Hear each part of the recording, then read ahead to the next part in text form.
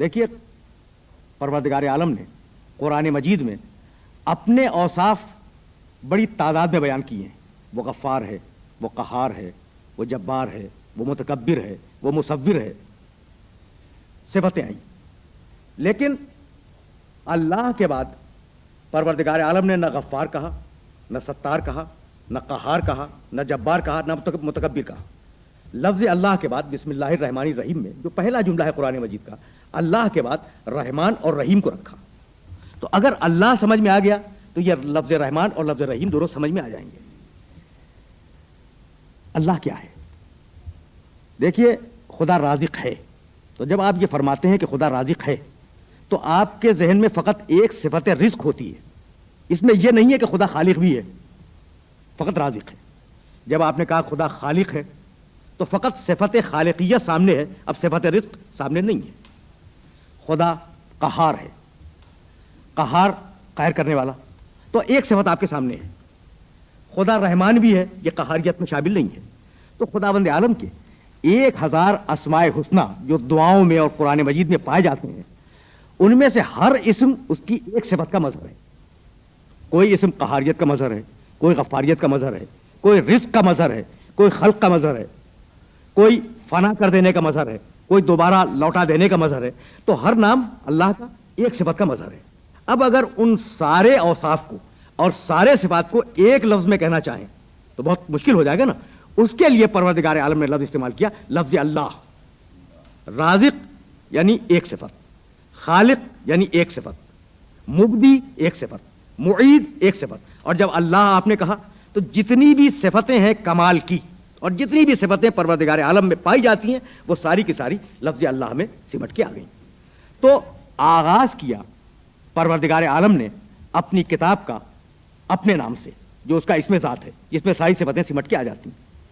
اور اب اپنے نام کے فوراً بعد اس نے یہ نہیں کہا کہ یہ وہ اللہ ہے جو غفار ہے، جو قہار ہے، جو ستار ہے، جو متکبر ہے، جو غفور ہے. نہیں، اللہ کے فوراً بعد 2 صفتیں دی، یہ رحمان ہے، یہ رحیم ہے. یعنی اپنے پراپر ناؤن کے بعد، اپنے ذاتی نام کے بعد پروردگار عالم نے قرآن مجید میں سب سے پہلے جن صفتوں کا تعارف کرایا وہ 2 صفتیں، رحمانیت، رحیمیت. رحمان کے معنی وہ بلا تفریق مذہب و ملت ہر ایک کو نعمت دیتا ہے. یہ رحمان کا مفہوم ہے. وہ نہیں دیکھتا کہ فرعون ہے یا موسیٰ، وہ دونوں کو رزق دیتا ہے، دونوں کو نعمتیں دے رہا ہے. اور رحیم کے معنی انسان کے کمال کو اور انسان کی حیثیت کو اور انسان کے استحقاق کو دیکھ کر نعمتیں دینے والا. تو دنیا میں وہ حضرت موسیٰ علیہ السلام کو بھی رزق دیتا ہے، فرعون کو بھی رزق دیتا ہے، نمرود کی بھی پرورش کرتا ہے، حضرت ابراہیم علیہ السلام کی بھی پرورش کرتا ہے. یہ ہے رحمانیت. قیامت میں وہ ان لوگوں کو نعمتیں عطا کرے گا جو اس کی راہ کمال پر چلتے ہوئے کامیاب ہوئے. اس کا نام ہے رحیم. رحیم جو استحقاق کو دیکھ کے نعمت دے، رحمان جو بلا استحقاق اور بلا تفریق مذہب و ملت نعمت کو عطا کرے.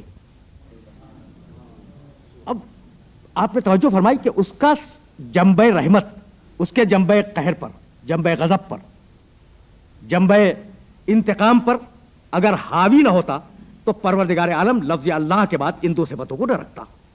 تو سہارا اللہ کے نام کا جو رحمان بھی ہے، رحیم بھی ہے. اب سورہ مبارکہ نے ترقی کی، فوراً بعد کہا الحمد للہ رب العالمین. حمد ہے اس اللہ کی جو عالمین کا، سارے جہانوں کا اور ساری کائنات کا پالنے والا ہے. فوری طور پر اس مقام پر جو سوالات ذہن انسانی میں پیدا ہو سکتے ہیں وہ 2 سوال ہیں. بھائی حمد کے معنی تعریف، حمد کے معنی شکریہ. تعریف کر رہے ہیں، مقام شکر میں ہے، حمد اللہ کی. تو فوری طور پر انسان کے ذہن میں 2 سوال پیدا ہوں گے کہ بھائی جس اللہ کی آپ حمد کر رہے ہیں وہ ہے بھی یا نہیں، پہلا سوال. دوسرا سوال جو ذہن انسانی میں آئے گا کہ ہوگا بھائی ہم کیوں حمد کریں، ہمارا اس سے تعلق کیا ہے. خدا کی قسم یہی بلاغت قرآنی کا اعجاز ہے کہ ادھر آپ کے ذہن میں 2 سوالات پیدا ہوئے اور ادھر قرآن مجید نے انہی لفظوں میں جواب دیا، الحمدللہ، حمد اللہ کی. سوال آیا ذہن میں کہ بھئی ہے بھی یا نہیں، فوراً جواب دیا یہ اللہ وہ ہے جو عالمین کا پالنے والا ہے. بھائی فضا میں اگر بال کو پھینکو تو جب تک تمہارے ہاتھ کا فورس باقی رہے گا اس وقت تک بال فضا میں رہے گی، گیند فضا میں رہے گی، اور جس وقت فورس ختم ہوا وہ زمین پہ آ جائے گی، ہے یا نہیں؟ تو ایک ہے علت ایجاد اور ایک ہے علت بقا. یہ دو چیزیں ذرا سا توجہ کی طلبگار ہیں. علت ایجاد کا مطلب ایک آدمی نے ایک شے کو ایجاد کر دیا، یہ میز بنا دی ایک انسان نے. اب وہ ٹھیکیدار تو نہیں ہے کہ اس میز کو باقی بھی رکھے، ہو سکتا ہے پانی سے، دھوپ سے، سردی سے، گرمی سے، کسی چیز سے ٹوٹ جائے. تو بنانے والے کا کام بنا دینا ہے، باقی رکھنا، اسے مینٹین کرنا یہ بنانے والے کا کام نہیں ہے. تو کہہ سکتا تھا کوئی کہ کائنات کا کوئی خالق ہوگا، لیکن کیا ضروری ہے کہ اب وہ ہو؟ ممکن ہے مر چکا ہو.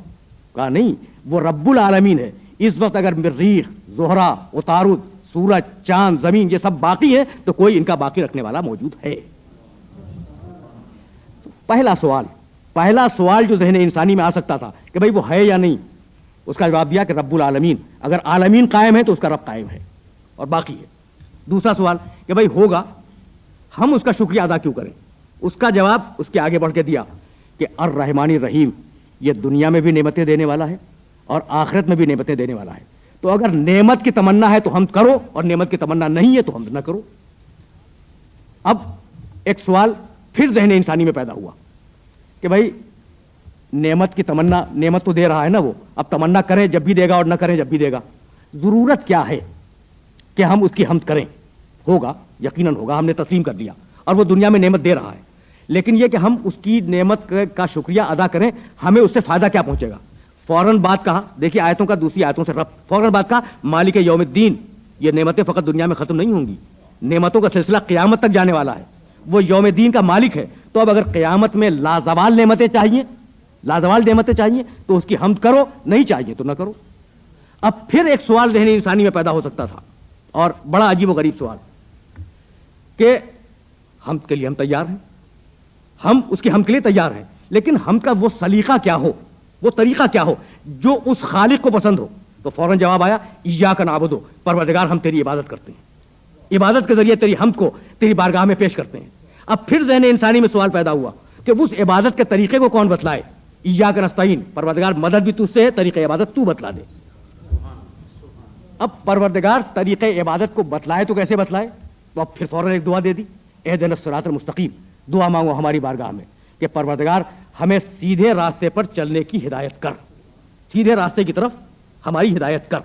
جب سیدھے راستے کی طرف ہدایت کی دعا دے دی تو جب بھی ہدایت آئے گی، جب بھی کوئی ہدایت پروردگار کی طرف سے آئے گی تو عوام الناس میں اور انسانوں میں دو متضاد رد عمل پیدا ہوں گے. دیکھیے اب آیت کا اختتام ہو رہا ہے. جب بھی ہدایت آئے گی پروردگار کی طرف سے تو انسانوں میں دو متضاد رد عمل پیدا ہوں گے. کچھ لوگ اس ہدایت کو قبول کریں گے، کچھ لوگ اس ہدایت کو ٹھکرا دیں گے. جو قبول کرنے والوں میں ہوں گے ان کا نام ہے انعمت علیہم، اور جو ٹھکرانے والوں میں ہوں گے ان کا نام مغضوب علیہم اور ضالین ہے. وآخر دعوانا ان الحمد للہ رب العالمین.